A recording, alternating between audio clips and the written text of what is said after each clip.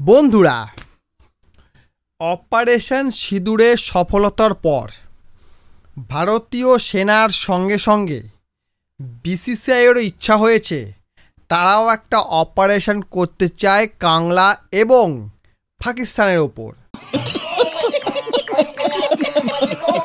ভারতীয় সেনা শুধুমাত্র পাকিস্তানের ওপর করেছিল, কাংলাদের ওপর কোনো অপারেশন করার প্রস্তুতি নিচ্ছে, কিন্তু বিসিসিআই বলছে আমরা একসঙ্গে দুজনের ওপর অপারেশন করব। আরে কেনা কে চাতে হো? এটা কিভাবে করবে বিসিসিআই? হ্যাঁ, বিসিসিআই এটা করতে পারে। আইসিসি যেহেতু চেয়ারম্যান বর্তমানে রয়েছে জয় শাহ, তাই জয় শাহ পিসিবি এবং বিসিবিকে আলাদা করার চেষ্টা করতে পারে, কিন্তু করাটা তো সহজ নয়। তাহলে উপায় কি? উপায় হচ্ছে অর্থাৎ বিসিসিআই যদি চায় কাংলাদের সঙ্গে কোনো সিরিজ অথবা কোনো টুর্নামেন্টে অংশগ্রহণ না করে, তাহলে কাংলা এবং পাকিস্তান উভয়েরই রেভিনিউ কমে যাবে, অর্থাৎ পয়সা কমে যাবে। আর যদি পয়সা কমে যায় তাহলে শালাদের ক্রিকেটাররা এমনিতেই স্যালারি পায় না, এমনিতেই স্টেডিয়ামের অবস্থা তথৈবচ, এমনিতেই ধার করা ভিক্ষার টাকায় চলছে। তার উপর যদি ক্রিকেট থেকেও টাকা আসা বন্ধ হয়ে যায়, তাহলে এই দুই ব্যাটার কি হবে? खत्म। Bye bye, tata, goodbye, गया। সম্প্রতি ইন্ডিয়ান এক্সপ্রেসে একটা খবর পাবলিশ হয়েছে, সেখানে বলা হয়েছে এবছরে যে এশিয়া কাপ হওয়ার কথা আছে, যেটা ভারতবর্ষেই হবে, সেই এশিয়া কাপ থেকে ভারত তাদের নাম তুলে নিয়েছে এবং এমার্জিং এশিয়া কাপ যেটা মহিলাদের হবে, সেখান থেকেও ভারত তাদের নাম তুলে নিয়েছে। সেই সঙ্গে এটাও শোনা যাচ্ছে এই সময় ভারত কোনো ত্রিদেশীয় সিরিজ আয়োজন করতে পারে, সেখানে নেপাল, আফগানিস্তান, হংকং এদেরকে নিয়ে কোনো একটা সিরিজ অর্গানাইজ করতে পারে, অথবা ইংল্যান্ড, অস্ট্রেলিয়ার মতো দলকে নিয়ে কোনো ত্রিদেশীয় সিরিজ অর্গানাইজ করতে পারে, যার ফলে এই দুই বোর্ডের সঙ্গে ভারতেরও রেভিনিউ চলে আসবে এবং সেই সঙ্গে পাকিস্তান এবং কাংলাদের আলাদা করা যাবে, তাদের পকেট থেকে লাভের অংশটা কেড়ে নেওয়া যাবে। সেই কারণে বিসিসিআই এই ধরনের কিছু প্ল্যান করছে। এটা ইন্ডিয়ান এক্সপ্রেসে খবরটা প্রকাশিত হয়েছে। সেই সঙ্গে আরও বলা হয়েছে বর্তমান এসিসি চেয়ারম্যান, মানে এশিয়ান ক্রিকেট কাউন্সিলের চেয়ারম্যান, একজন পাকিস্তানি, যিনি কিনা পাকিস্তান ক্রিকেট বোর্ডের প্রেসিডেন্ট ছিলেন, ওনার নামটাই মতো মনে পড়ছে না।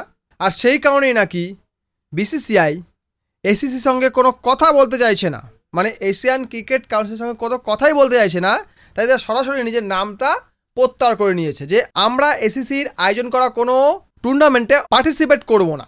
ভারত যদি কোনো টুর্নামেন্টে পার্টিসিপেট না করে, সেই টুর্নামেন্টের কোনো মূল্যই থাকবে না, কারণ এখানে কোনো স্পন্সরশিপ আসবে না, কোনো ব্রডকাস্টার আসবে না, তো টাকা যখন আসবে না, সেই টুর্নামেন্টে কোনো মূল্যই থাকবে না। আজকের দিনে আইপিএল নিয়ে এত মাথামাতি সকলে কেন করে? এখানে অর্থ আছে, সেইখানে সমস্ত ট্যালেন্ট এখানে ঝাঁপিয়ে পড়ে, কারণ দিন শেষে আপনাকে খাবার খেতে হবে, খাবার কিনতে গেলে টাকা লাগবে, আর টাকাটা যদি না পাই তাহলে কোনো মোটিভেশন আসে না। আর সেই কারণেই কাংলা এবং পাকিস্তানিদের ভিখারি করার জন্য, আমাদের ক্রিকেট বোর্ডকে ভিখারি করার জন্য বিসিসিআই এইরকম সিদ্ধান্ত নিয়েছে বলে ইন্ডিয়ান এক্সপ্রেসে প্রকাশিত করা হয়েছে। কিন্তু এখানে একটা টুইস্ট রয়েছে। যখন বিসিসিআইকে জিজ্ঞাসা করা হয়, তখন বিসিসিআই উত্তর দেয় এই মুহূর্তে, মানে বর্তমানে এশিয়া কাপ নিয়ে ভারত কিছু ভাবছে না, বিসিসিআই কোনো কিছুই ভাবছে না। বর্তমানে বিসিসিআই ফোকাস রয়েছে কোথায়? আইপিএল এবং পরবর্তী যে সিরিজ হচ্ছে সেটা হচ্ছে ইংল্যান্ড সিরিজ, ইংল্যান্ডে খেলতে যাবে ভারতীয় ক্রিকেট দল, তার ওপর নজর রয়েছে, যেটা কিনা ওয়ার্ল্ড টেস্ট চ্যাম্পিয়নশিপের অংশ, সেখানে ভারত গিয়ে টেস্ট খেলবে। সেই কারণে তার ওপর ফোকাস করতে চায় বিসিসিআই। বিসিসিআই বর্তমানে এশিয়া কাপ নিয়ে কিছুই ভাবছে না, তারা পুরোপুরি ডিনাই করে দিয়েছে যে এরকম কিছু কথা বিসিসিআই বলেনি। কিন্তু একটা কথা সবসময় মনে রাখবেন, হাতির দাঁত দেখায় একটা আর খাওয়ার দাঁত হয় আলাদা। কাজেই বিসিসিআই বলছে এক বটে, কিন্তু শেষ সময় দেখবেন বিসিসিআই বলে বসবে আমরা এশিয়া কাপ খেলবো না, হয়তো 7 দিন আগে বলে বসবে আমরা খেলবো না, তখন এসিসিরও ফেটে যাবে। কারণ বিসিসিআই খেলা ঘোরাতে ঠিক জানে, তারা ভালোই জানে কীভাবে খেলা ঘোরাতে হয়। যত ঘুরি ওরা রাতে লাটাই আমার হাতে, এটা বিসিসিআই জানে। কারণ ক্রিকেটের ম্যাক্সিমাম স্পন্সার আসে ভারত থেকে, যেখানে ভারতীয় দর্শক রয়েছে, সেই ভারতীয় দর্শককে টার্গেট করার জন্যই কিন্তু ক্রিকেটের স্পন্সারগুলো আসে। কাজেই এটা সকলে জানে যে যেখানে ভারত নেই, যেখানে ভারতীয় ক্রিকেট দল নেই, সেখানে ক্রিকেট নেই। যদি শেষমেশ বিসিসিআই সিদ্ধান্ত নেয় যে আমরা এশিয়া কাপ খেলবো না, তাহলে কাংলা এবং পাকিস্তানে কি হবে? পাকিস্তানকে আমি বাদ দিলাম, কিন্তু কাংলাদের কি হবে? কারণ কাংলারা রিসেন্টলি ইউএইতে ম্যাচ খেলতে গিয়েছিল, টি20 ম্যাচ খেলতে গিয়েছিল। ইউএই, ইউনাইটেড আরব এমিরেটস, সদ্য উঠে আসা একটি ক্রিকেট দল, তাদের সঙ্গে ক্রিকেট খেলতে গিয়েছিল কে? বাংলাদেশ। তারা ভেবেছিল আমরা সুন্দরভাবে এদেরকে হারিয়ে দেব এবং দেশে ফিরব, দেখো আমরা ইউএইকে হারিয়ে এসছি। প্রথম ম্যাচ তারা জিতেও গেল, পরে এগুলো কি হলো? ল্যালপা লুলা হয়ে দেশে ফিরে এলো, সিরিজটা হেরে গেল। তাহলে এরকম একটা দলকে এশিয়া কাপের মতো একটা টুর্নামেন্টে খেলানো কি উচিত? যদি টুর্নামেন্টে আমরা ভ্যালুয়েবল ভাবি, কারণ আজ অবধি যতগুলো এশিয়া কাপ হয়েছে তার মধ্যে ম্যাক্সিমামটাই জিতেছে ভারত, তারপরে জিতেছে পাকিস্তান, তারপরে জিতেছে শ্রীলঙ্কা। কাংলারা আজ অবধি এশিয়া কাপ জিততে পারেনি। আর কে রইল? আফগানিস্তান, সদ্য উঠে আসা দল। নেপাল নাই, দম নাই। হংকং, দম নাই। কে খেলবে? ভারতই যদি ম্যাক্সিমাম জিতে নেয়, সেই সঙ্গে পাকিস্তান এবং শ্রীলঙ্কা জিতে নেয়, তাহলে কাংলাদের খেলিয়ে লাভ কী? আমরা সকলে জানি কাংলারা হারবে। যারা ইউএইর সঙ্গে হেরে যায়, তারপর 2-1 ব্যবধানে হেরে যায়, ইউএই সেই দিনের টিম, সেই দিনের ক্রিকেট টিম, তাদের কাছে হেরে গেছে কাংলারা।